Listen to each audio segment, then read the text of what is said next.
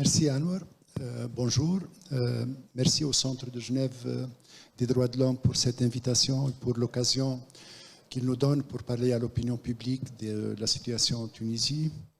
Donc, je suis avocat, je suis président d'une association nouvelle qui s'appelle le Comité national pour la défense des libertés et de la démocratie en Tunisie. Et je suis par ailleurs le coordinateur d'un comité ad hoc qui s'appelle le Comité de défense des magistrats révoqués. Et c'est le sujet principal dont je vais parler tout à l'heure. Mais je viens aujourd'hui pour vous parler de la situation en Tunisie, des atteintes à la démocratie et du régime dictatorial qui s'annonce et qui est en train de s'installer peu à peu depuis le coup d'État de Kais Saïed en juillet 2021.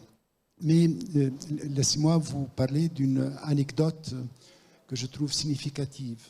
Le 18 novembre 2005, s'ouvrait à Tunis le SMSI, la séance inaugurale du sommet mondial pour la société de l'information, dans son deuxième round, et dont le premier round était ici en Suisse. Et puisque c'était le deuxième round, il y avait le président de la Confédération suisse, M. Samuel Schmitt, qui était là dans l'inauguration à Tunis.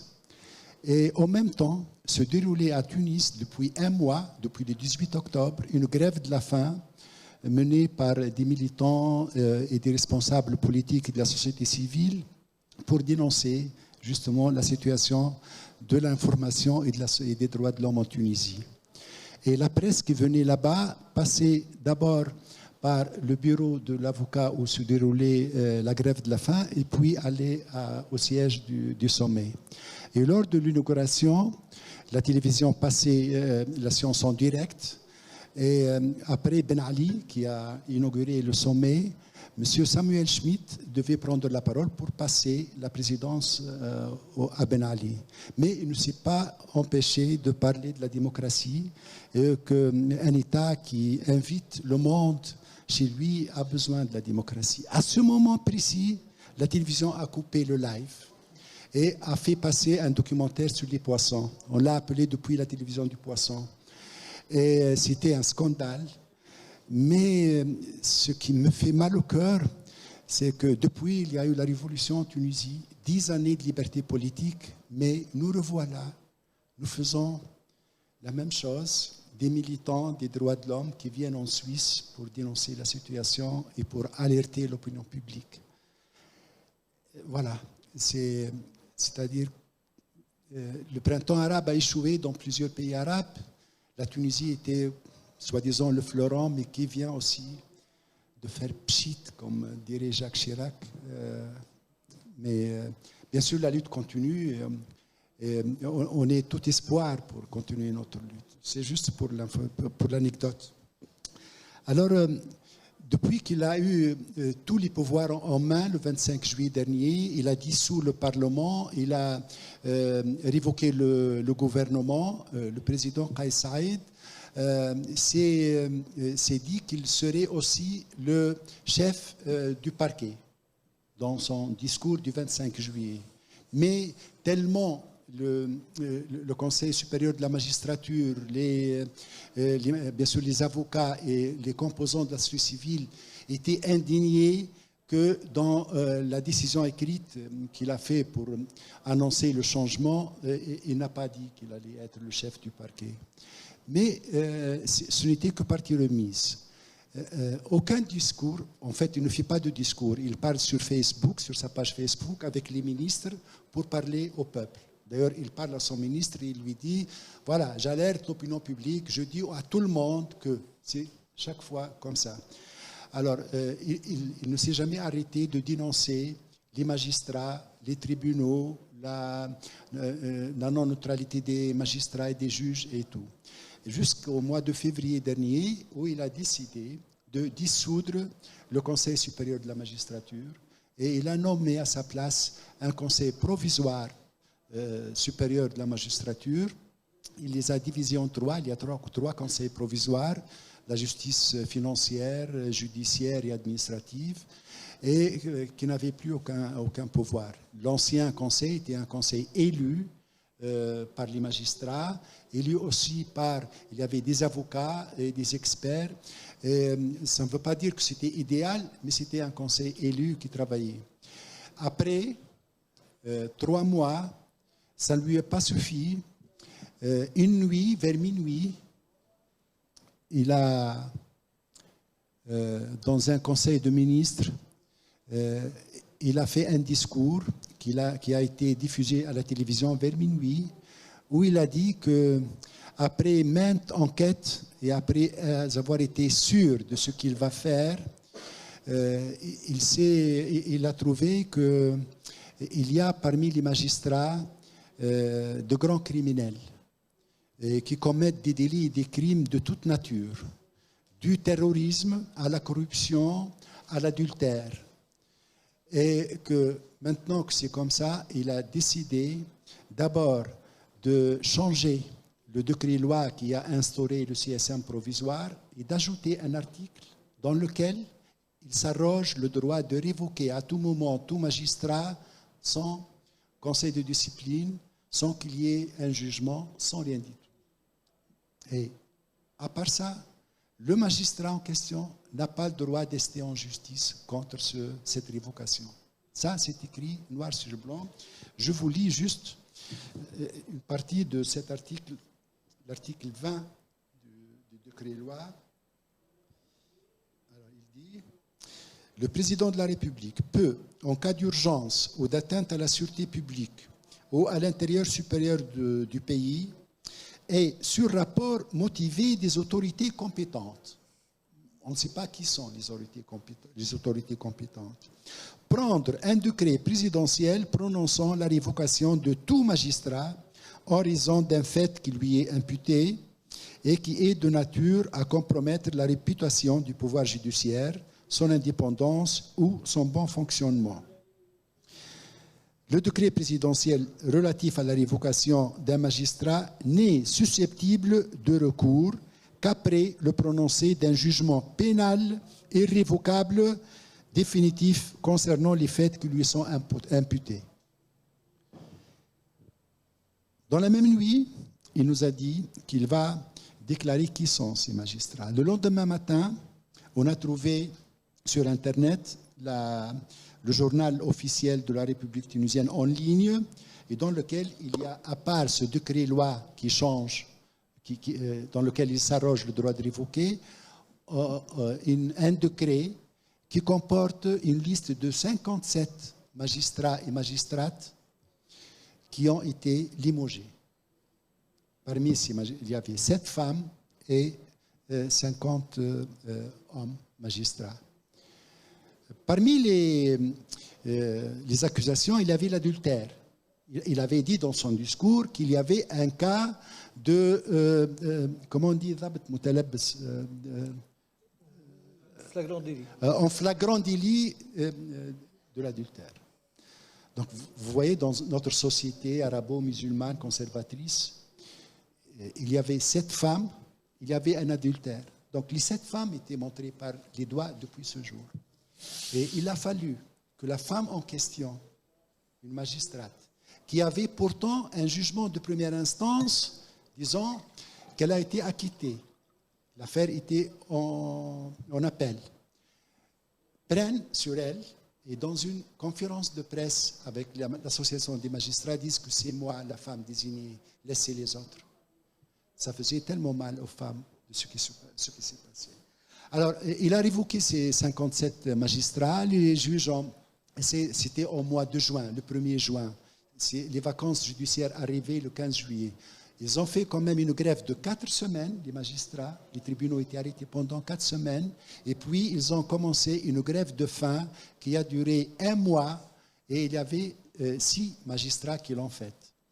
Mais l'été était arrivé et il fallait arrêter.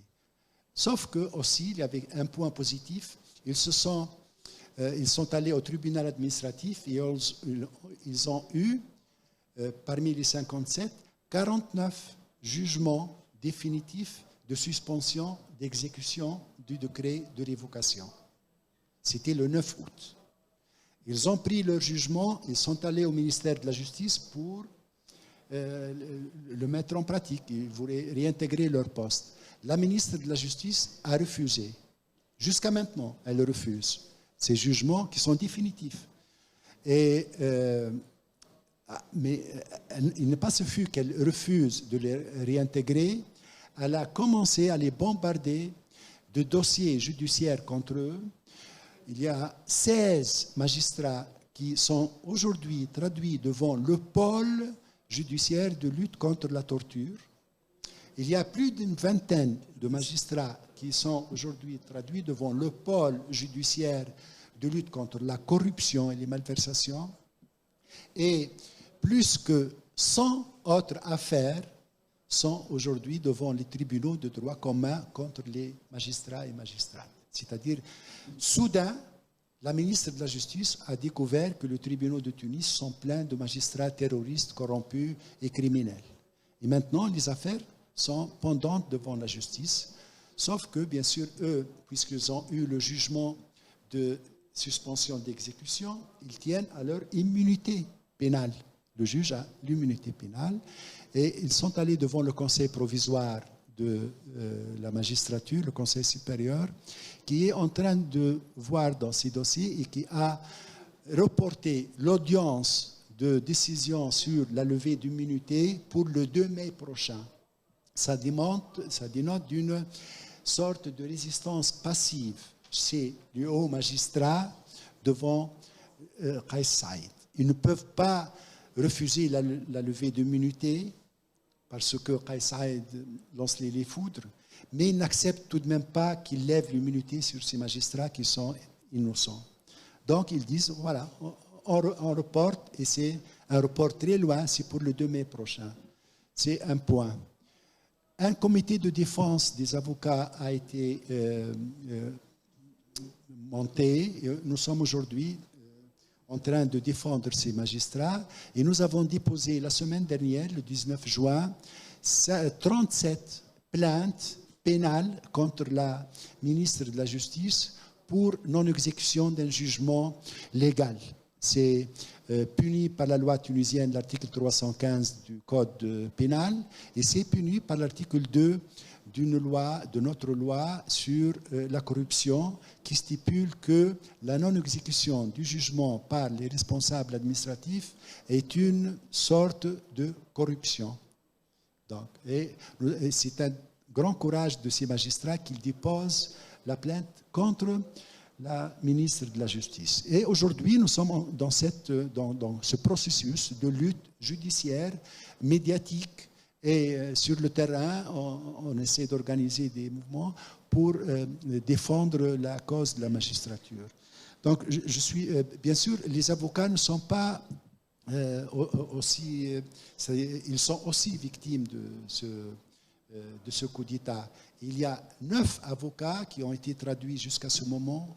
Je suis parmi eux, qui nous sommes traduits devant les juges d'instruction pour, comment on dit, excusez-moi, je ne trouve pas le lexique. Diffuser des intox et des fausses annonces. Voilà, pour diffuser de fausses informations contre des responsables administratifs. Ici, c'est la ministre. Et il a décrété un décret-loi qui stipule que celui qui diffuse de fausses informations est puni de 10 années de prison et 100 000 dinars d'amende. C'est énorme. Mais, il y a 9 magistrats, à part les activistes, qu'ils soient des activistes associatifs ou qui écrivent sur Facebook, des citoyens. Alors, il y a des traductions devant la justice comme ça. C'est pour faire peur à la société, pour faire peur aux juges qui ne sont pas encore révoqués, pour dire attention, si vous bougez, si vous n'appliquez pas les instructions de la ministre, vous aurez le même sort que vos camarades qui ont été révoqués. Donc la situation est très difficile pour la magistrature en Tunisie, mais c'est pour tout l'État tunisien. Aujourd'hui, le risque, on alerte l'opinion publique, le risque, ce n'est pas l'effondrement d'un régime politique, celui de Kais Saïed en l'occurrence, c'est l'effondrement de l'État tunisien. On craint que tout l'État s'effondre parce que la crise, elle est multidimensionnelle, économique, sociale, et dans tous les domaines, et bien sûr politique. Et il y a un vrai risque que ce coup d'État mené par un homme populiste qui n'a pas de programme, qui n'est même pas un dictateur classique comme Ben Ali ou comme Sisi. C'est quelqu'un qui diffuse ses idées, mais qui n'accepte rien du tout. Il est imperméable à la critique.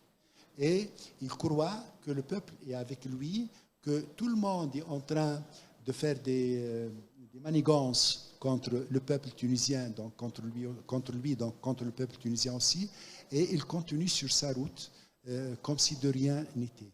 Et en même temps, la situation empire et elle est de plus en plus difficile, et ce sera toujours de plus en plus difficile de trouver une solution chaque fois qu'on avance. Donc, Kais Saïed a besoin d'être alerté, mais bien sûr que l'essentiel de la lutte est mené et doit être mené et ne peut être mené qu'à l'intérieur du pays, par les Tunisiens. Mais nous alertons l'opinion publique pour tout ça. Merci.